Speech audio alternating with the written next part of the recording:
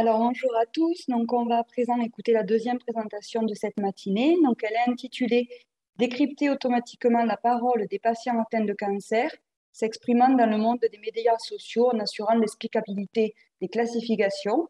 Et donc, elle est réalisée par Sandra Brenguet et Alexis Delaforge de l'équipe Advance du LIRM de Montpellier. Je vous laisse la parole. Donc, nous souhaiterions remercier les organisateurs de ces journées SMAC et nous permettre de présenter ce travail et de revenir sur une collaboration fructueuse entre l'ICM et le LIRM qui date maintenant de 2013. Donc, dans cette présentation, notre objectif sera de décrypter la parole des patients atteints d'un cancer du sein et qui s'expriment dans les médias sociaux.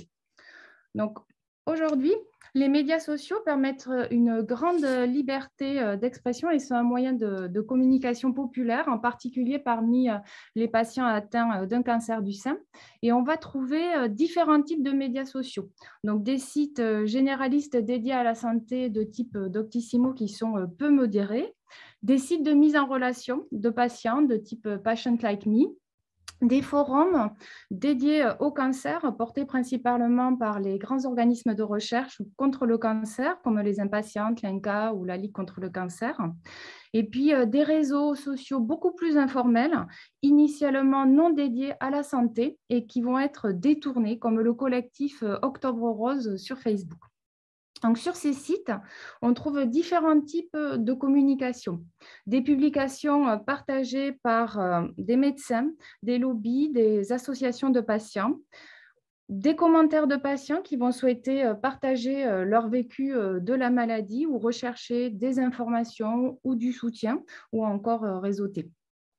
Donc, in fine, les informations partagées par les patients et les professionnels de santé dans les médias sociaux sont riches et leur décryptage est un enjeu majeur pour générer de la connaissance médicale. Donc, depuis 2013, nous avons successivement encadré 5 étudiants sur cette thématique et actuellement, il y a 2 thèses qui sont encore en cours. Et ce projet a été soutenu par différents financeurs qui apparaissent sur cette diapositive. Et cela a donné lieu à de nombreuses publications pluridisciplinaires, soit en informatique médicale, ce qui montre l'intérêt de la communauté pour ce type de thématique. Donc, plus concrètement, on s'est intéressé aux thèmes d'intérêt des patients, aux sentiments et aux émotions par rapport à ces thèmes d'intérêt. Nous avons introduit une ontologie qui permet d'aligner le vocabulaire des patients à celui des professionnels de santé. Et puis dernièrement, on s'est intéressé au cas un peu plus particulier des interventions non médicamenteuses parce qu'elles sont extrêmement discutées dans ces médias sociaux. Et puis encore tout dernièrement, on s'est intéressé aux aspects controverses puisqu'on en trouve beaucoup. Donc aujourd'hui, on a décidé de mettre en valeur les travaux d'Alexis Delaforge qui va détailler sa contribution qui permet d'explorer et d'expliciter le contenu des conversations dans des médias sociaux tels que Twitter et Reddit. Donc, bonjour à tous. Alors, comme l'a dit Sandra, on a travaillé sur les discussions issues du réseau social et on a principalement travaillé sur Reddit et Twitter. Alors, une présentation rapide des 2 réseaux sociaux. Donc, Reddit, ça fonctionne à peu près sous forme de forum, en gros. Il y a différents groupes de discussion où sont postés des posts par des utilisateurs et on peut commenter ces posts et ça crée donc des chaînes de père-fils commentaires. Donc, Reddit, c'est quand même un réseau social qui est pas mal amené au débat, à la discussion, au questionnement. Il y a de vrais échanges qui sont sur des thématiques.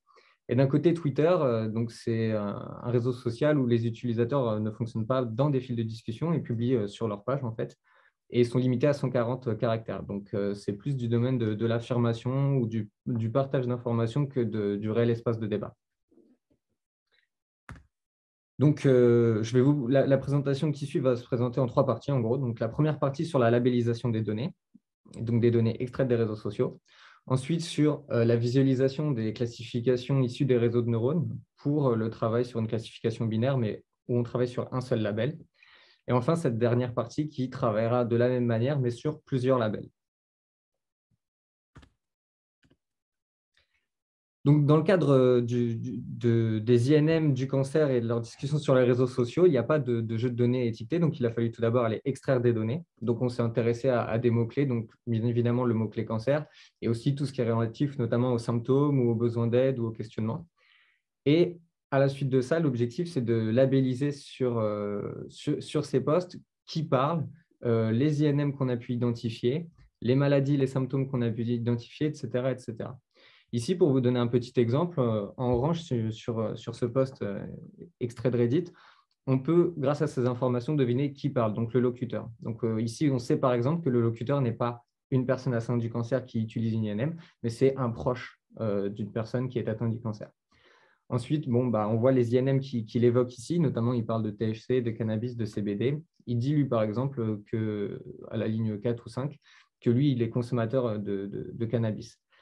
Ça, c'est aussi une information. C'est une information sur l'opinion qu'il peut déjà avoir vis-à-vis d'une INM, lui, en tant que proche d'un patient. Ensuite, en bleu, on a du coup les maladies ou les symptômes. Et puis, enfin, en jaune, on a des informations sur en fait, quel est le type de poste. Ici, donc, le type de poste, c'est une question. Cette personne posait une question sur ce que sa grand-mère devrait faire dans le cadre du cancer et peut-être adopter une démarche qui est la sienne à lui alors qu'il n'est pas atteint du cancer. Et donc, il demande de l'aide ou en tout cas une expérience sur le sujet. Donc voilà, nous, ce qu'on aimerait faire, enfin ce qu'on fait même actuellement, c'est vraiment ça. C'est-à-dire on extrait les données, on essaie de les labelliser pour avoir le maximum d'informations autour de la parole des patients ou de leurs proches ou des experts même sur les INM, sur les réseaux sociaux. Oups, pardon. Donc, on a déjà un outil de labellisation en ligne avec des annotateurs qui travaillent dessus. Il se compose en 3 parties. Une première partie qui permet donc d'extraire les données des réseaux sociaux, celle en haut à gauche que je décrirai ensuite. Une partie qui permet de construire les listes à labelliser, celle en bas à gauche.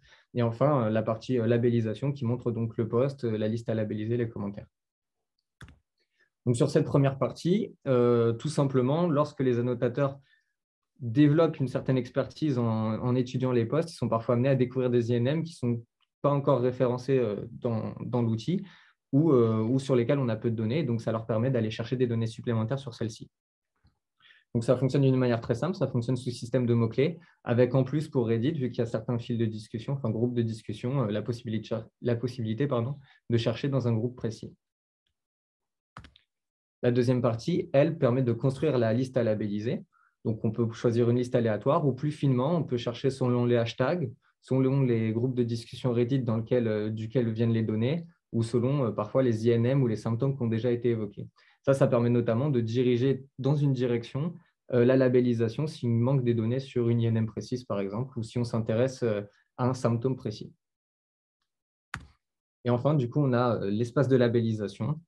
Là, je vais faire un peu la liste de tout ce qu'on demande, du coup. Donc, on demande si c'est relatif au cancer, si c'est une publicité ou non, si la discussion amène controverse ou pas, par exemple dans la section commentaires, qui parle, donc un patient, un proche, un expert ou une autre personne. Quel type de poste on a? Est-ce que c'est une question, une réponse, un témoignage ou quelque chose d'autre? Et enfin, on a aussi l'émotion de l'auteur associé à la publication, qui est le plus souvent assez négatif, donc c'est triste, en colère ou apeuré. Et parfois, il y a aussi des émotions positives, notamment dans le cas d'utilisation des INM qui font leurs preuves. Et ensuite, on a le panneau, enfin, qui permet d'identifier les INM, de labelliser l'opinion du locuteur sur cette INM. Et de la même manière, on peut identifier les symptômes et les maladies, mais cette fois, sans demander l'opinion, évidemment. Alors, sur ces premiers travaux, mais c'est encore un travail en cours, mais sur les premiers travaux, les INM les plus identifiés, c'est souvent celles relatives au cannabis, en fait, que ce soit avec les mots-clés CBD, THC, cannabis, etc. Et par contre, les symptômes, c'est un peu plus étendu. On a des symptômes de douleur, de nausée, d'anxiété, de perte d'appétit, de manque de sommeil ou de vomissement. Et donc, ce travail permet notamment de lier un peu dans quel cas on parle de symptômes et de maladies, avec quel type d'INM notamment. Donc, une fois qu'on a toutes ces données labellisées, ce qu'on va faire, c'est qu'on va entraîner des classifieurs. Alors, nous, on a déjà travaillé en amont sur la visualisation de la classification de données textuelles avec un label dichotomique binaire, donc sur un seul label. Alors, on a travaillé avec 3 réseaux de neurones différents, donc un réseau de neurones récurrent avec un vecteur d'attention qui permet notamment de voir quelle est la part de la donnée d'entrée, quelle est la part de responsabilité de la donnée d'entrée dans la prédiction. Ça nous permet de savoir notamment quels sont les mots les plus importants pour une prédiction. Ensuite, on a travaillé avec le même système, mais sans ce vecteur d'attention. Et enfin, plus récemment, il y a les transformers qui ont fait leur preuve dans de nombreuses tâches en traitement automatique des langues. Donc, on a aussi travaillé avec. Ils ont aussi, d'ailleurs, des vecteurs d'attention qu'on peut visualiser du coup. Et donc, tout l'intérêt de cette démarche de visualisation, c'est de montrer les résultats des classifications et quelque part d'insuffler une certaine confiance des utilisateurs en les réseaux qu'on a utilisés, notamment peut-être en visualisant cette frontière de décision entre les deux classes et en observant si nous, en tant qu'humains, on a l'impression qu'on aurait eu un comportement assez similaire à celui du réseau de neurones. Donc, dans l'espace de représentation qui est construit par le réseau de neurones, il y a différents groupes qui se construisent. Par exemple, si un groupe de postes parle d'une INM précise, et bien sûrement qu'ils vont se retrouver ensemble. Si un autre groupe de postes parle notamment d'un symptôme précis, peut-être qu'ils vont se retrouver ensemble. Donc, l'intérêt ici, c'est d'observer ces différents groupes, ces différents clusters. Nous, on appelle ça des localités, donc ces différentes localités de l'espace de représentation individuellement et d'aller observer à l'intérieur de celles-ci ce qu'on peut avoir comme données. Donc ça, c'est une vue générale de notre outil qui permet du coup de voir les différentes localités de l'espace de représentation et d'aller observer à l'intérieur de celle-ci peut-être les scores de classification et ce qui sont cohérents vis-à-vis de ce que nous, on aurait pu faire. Donc lorsqu'on choisit une localité, on arrive sur cette visualisation de la frontière de décision et qui permet notamment de voir où sont positionnées les données qui sont labellisées comme positives ou labellisées comme négatives. Supposons ici que la question, c'est l'avis sur une INM est-elle positive ou négative? Donc, on aurait différents postes qui se trouveraient du coup placés différemment par le classifieur. Et ce qu'on veut voir, c'est quels sont les plus proches et les plus éloignés. Ici, par exemple, on peut voir que globalement, les données qui ont été labellisées comme positives, elles sont classées positivement par le classifieur, et les données qui ont été labellisées comme négatives, elles sont classées négativement par le classifieur, mais il y a quelques ratés, et peut-être que ces ratés, justement, peuvent affiner la recherche qu'on fait, et du coup, aussi l'entraînement du réseau de neurones. Donc, je parlais aussi des vecteurs d'attention qui étaient disponibles. Ici, par exemple, j'ai montré ce que peut produire ces vecteurs d'attention, donc notamment montrer quels sont les mots qui participent à une classification positive ou un avis positif sur une INM. Ici, par exemple, supposons que l'INM, c'est le CBD. Évidemment, les mots aider, meilleur appétit, etc. vont aider à savoir que la classification est positive, que l'avis sur l'INM est positif. Et ce qu'on veut faire ensuite, c'est cette démarche pour tous les posts qui mentionnent les INM sur les réseaux sociaux. Donc ça, c'est pour la classification unilabel sur laquelle on a déjà travaillé. Ce qui est en cours actuellement, c'est pour la classification multilabel. L'intérêt ici, c'est de croiser les différents labels qu'on a demandés, donc le locuteur, etc., pour être un peu plus critique sur l'avis qu'on peut se faire d'une INM. Donc, on va se servir de tous les labels qu'on a créés. On va construire des visualisations de l'unique espace de représentation des données associées à toutes ces tâches de classification différentes. Ici, par exemple, supposons qu'on a un abscisse, un axe qui donnerait un avis positif ou négatif sur une INM, et un ordonnée, un axe qui donnerait le caractère commercial ou non de la publication. Et enfin, la variable catégorielle ici, c'est qui parle. Si on s'intéresse uniquement à cette variable en abscisse, donc à l'opinion sur une INM, on pourrait dire, bon, globalement, il y a une bonne opinion sur cette INM sur les réseaux sociaux, peut-être qu'on peut dire que les gens ont un avis positif dessus. Lorsqu'on s'intéresse finalement aussi au caractère commercial ou pas des posts sur les réseaux sociaux, on peut observer que, en effet, une bonne part des opinions positives sur cette INM sont dues au fait qu'on veut vendre un produit. Donc là, on peut déjà être un peu plus critique sur ces opinions positives. Et enfin, lorsqu'on s'intéresse aux locuteurs, on observe que des patients qui utilisent l'INM qui ont un avis positif sur cette INM, il y en a peut-être encore un peu moins. C'est peut-être souvent leurs proches qui ont un avis positif sur cette INM. C'est notamment peut-être le cas de la publication que je vous ai montrée au début, où finalement la grand-mère, elle n'a peut-être pas trop d'opinion dessus, mais lui, le petit-fils, vu qu'il en utilise par lui-même, a priori, son opinion est positive. Et enfin, peut-être qu'on peut aussi voir que l'opinion des experts est encore plus mitigée sur la question. Donc, les perspectives sur ce travail, c'est d'offrir une vue globale du discours des individus sur les réseaux sociaux à propos des INM. Donc, peut-être même les comparer entre elles, comparer aussi les réseaux de neurones, voir lesquels sont les plus efficaces pour une tâche de classification. Et enfin, on veut proposer une navigation guidée qui permet notamment de répondre à des questions un peu générales sur les INM ou un peu plus spécifiques même. Par exemple, si j'ai tel symptôme, quel INM tester? Et donc là, on retrouverait quels sont les postes en lien avec une INM qui sont également en lien avec ce symptôme. Et donc, on aurait un peu une petite liste, par exemple, pour la douleur, l'INM qui revient le plus souvent, c'est celle-ci. Que dois-je penser de cette INM? C'est à peu près la même chose, c'est-à-dire, une fois que je sais quelles sont les INM, quelles sont celles qui sont vues le plus positivement sur les réseaux sociaux. Et enfin, du coup, vu qu'on a toute cette démarche de présentation des résultats, de labellisation, d'extraction des données, en fait, on peut rentrer dans une démarche d'active learning, notamment ce que je vous présente dans la conclusion.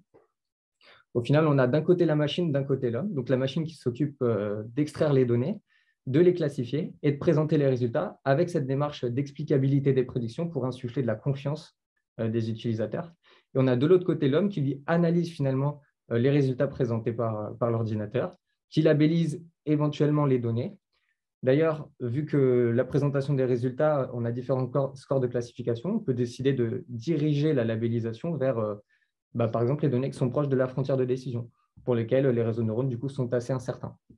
Enfin, on a du coup la requête, elle aussi effectuée par l'homme, mais qui peut être à terme aussi automatisée, c'est-à-dire pour une INM peu souvent présente dans les données, il serait peut-être intéressant de faire de nombreuses requêtes sur les réseaux sociaux pour en avoir plus, quoi. Voilà, donc je vous remercie de votre attention. En bas à droite, j'ai mis un petit QR code, c'est les travaux que j'ai présentés juste avant sur la visualisation de la frontière de décision. Et donc, on est tout à fait ouvert pour répondre à vos questions. Je vous remercie de votre attention. Alors, merci beaucoup. Merci pour cette présentation. Alors, je regarde dans le chat. Pour l'instant, il n'y a pas de questions. Je vais attendre juste une minute. Sinon, je vais vous en poser une. Bon, toujours pas. Alors, écoutez, par rapport à... on va discuter. Juste, moi, j'avais des questions plutôt par rapport aux données. Au début, vous avez dit que vous utilisiez Reddit et Twitter. Et donc, en fait, vous avez réalisé tout ce processus en fait, sur les posts de Reddit et de Twitter. Et comme c'est finalement pas du tout la même nature, puisque dans Twitter, tu l'as bien dit, il y a tout ce fil de discussion, et pardon, dans Reddit, il y a le fil de discussion, et dans Twitter, au contraire, c'est des textes très courts. Ça pose pas des problèmes, le fait que les textes soient plus courts, c'est pas compliqué à labelliser, en fait, parce que tu as beaucoup moins d'informations par rapport à ce que tu nous as montré au départ, pour pouvoir labelliser. Alors, c'est vrai que les données sur Twitter, elles sont compliquées à labelliser du fait qu'elles sont courtes. Alors, le plus souvent, comme je l'ai dit sur Twitter, c'est un espace de discussion très limité. Donc, le plus souvent, c'est de l'affirmation de discours. Et donc, on se retrouve souvent sur des publications commerciales et tout. Donc, oui, c'est plus difficile à labelliser. C'est difficile d'avoir l'opinion des personnes. Je dirais que les informations les plus fines, c'est les facteurs de controverse et tout. Mais bon, après, on peut quand même le faire. De toute façon, dans l'outil, il y a la possibilité de ne pas répondre à une labellisation, tout simplement. Donc, quand il y a un doute, en général, on ne répond pas à la labellisation et on passe à la question d'après, la labellisation suivante. Notamment, pareil, sur l'émotion issue du post, sur Twitter, elle est presque imperceptible, en fait. Alors que oui, sur Reddit, elle est très facilement labellisable. Et du coup, il y a un impact après sur la classification, ou finalement, le fait que la labellisation soit on peut l'évaluer? Ouais, du coup, après, sur l'entraînement des classifieurs, on ne peut pas associer au label les données qui n'ont pas été labellisées. Enfin, on ne peut pas associer la classification pour un label les données qui n'ont pas été labellisées. Donc, on doit fonctionner sous forme d'étapes. Il y a une première étape où on donne au réseau de neurones peut-être des tâches qui s'approchent de celles qu'on veut accomplir. Ensuite, on lui donne pour l'intégralité des données, lorsqu'elles sont intégralement labellisées, là, on fait un second entraînement. Et enfin, la troisième phase, c'est peut-être pour les classifieurs différents de faire des batchs un par un. Un premier batch qui entraînerait sur, par exemple, l'émotion issue du post et du coup, qui va un petit peu modifier la direction que va prendre l'espace de représentation. Mais ensuite, de passer sur un batch qui s'intéresserait au locuteur et ensuite de passer sur un batch qui s'intéresserait au caractère controversé. Donc, en fait, on aurait cette succession de batchs sur différents classifieurs qui ferait que l'espace de représentation à chacun des batchs se dirigerait un peu vers une tâche spécifique. Mais au global, vu qu'on fait batch par batch, resterait dans une moyenne acceptable et qui nous permettrait de tirer pleinement parti des données qui n'ont pas été labellisées sur tous les labels, donc juste sur certains. OK. Alors, il y a une question dans le chat. Donc, pourquoi privilégier un modèle de réseau de neurones plutôt qu'une régression polynomiale? Je pense que c'est juste dû au fait qu'ils ont de bonnes performances en NLP actuellement en traitement automatique des langues, les réseaux de neurones. Donc, c'est un peu la démarche qu'on a suivie. Mais il n'y a pas d'autre raison qu'un espoir de performance, j'ai envie de dire. On avait également envie quand même, avec ces visualisations interactives, de rendre explicables les résultats des réseaux de neurones qui, de manière classique, sont vus un peu comme des boîtes noires. Et là, typiquement, on enlève un peu ce côté boîte noire avec la visualisation des localités et puis de la frontière de décision. Bon, merci beaucoup. Il n'y a pas d'autres questions, donc je pense qu'on va passer à la suite. Et donc, je redonne la parole à Karine. Merci encore, hein. Merci Sandra. Merci beaucoup. Merci.